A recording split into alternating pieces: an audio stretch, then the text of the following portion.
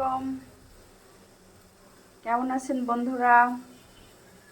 দেখছেন আমি আম পাতার চা বানাচ্ছি।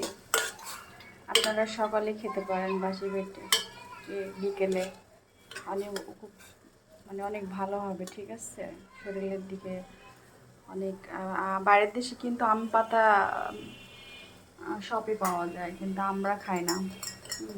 বাগান হয়ে ছাদের থেকে তুলে নিয়ে এসে এখন চা বানাচ্ছি। আরেকটা দেখাচ্ছি, এটা হচ্ছে চা পাতি আছে, চা পাতি, আদা, লবঙ্গ দিয়ে ফুটাইছি, তারপরে একটা লেবু চিপাই দিছি, হালকা কুসুম পানি।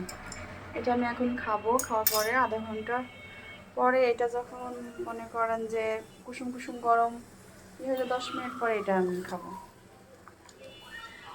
আম পাতার চা খাবো।